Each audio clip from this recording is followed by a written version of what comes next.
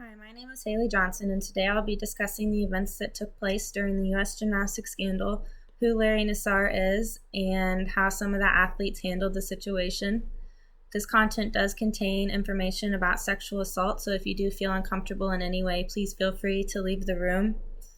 I was a gymnast for 12 years, and I looked up to many of the athletes that were a part of this scandal, and to think that they went through what they went through while achieving greatness and Olympic gold medals is mind-boggling to me, and I look up to them even more.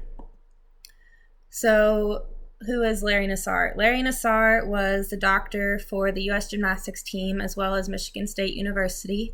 Many people recognized him as being one of the greatest doctors. Their athletes were destined for greatness if they got to practice with him. During his decades of practice, he had sexually assaulted more than 250 girls. And the United States gymnastics team had covered it up, which because they were scared to lose sponsors and their medals, they covered themselves up so much that they had to protect themselves from criminal and civil liability. What the U.S. gymnastics team went through is called institutional corruption, which is the established widespread processes and practices in an organization that if the public were to know about, would be considered immoral, unethical, or illegal to the rest of the public. Hiding the scandal from the public would be considered institutional corruption. Like I said, I looked up to many of these athletes during their hard times. Some of the athletes that were involved, one of them was Michaela Maroney. She was a 2012 Olympic gold medalist. She stated that her abuse started at 13 or 14 years old with Nassar.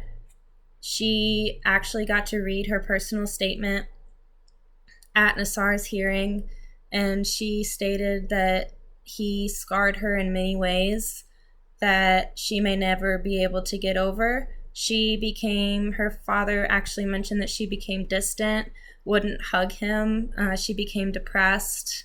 She quit gymnastics, and there were unidentifiable health issues that were going on with her due to her depression.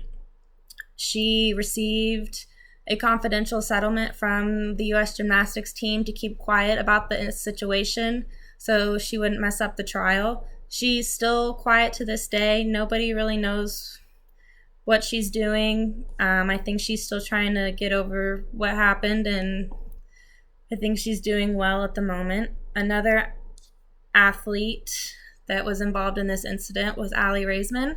She was a 2012 and 2016 Olympic gold medalist, and Nassar would come to her room at night claiming that she needed massages to help her out.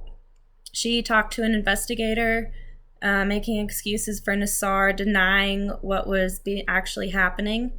She was also told to keep quiet about the situation from the investigator so she wouldn't mess up the investigation.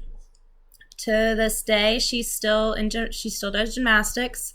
She is actually trying to get on the Tokyo Olympic team for next year.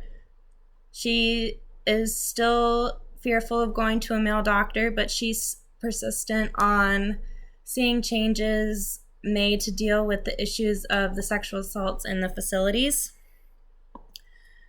The U.S. gymnastics sexual assault scandal took place without many people recognizing the effects that it had on the athletes involved. I mentioned a couple.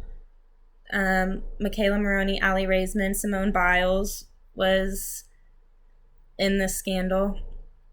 Larry Nassar is in prison and will be spending the next 45 to 175 years in prison. These athletes, I personally think, have handled this situation great for what they have been through. But they all have one goal in common, and that is to make sure something is put forth in the future to prevent something like this from happening again. Thank you.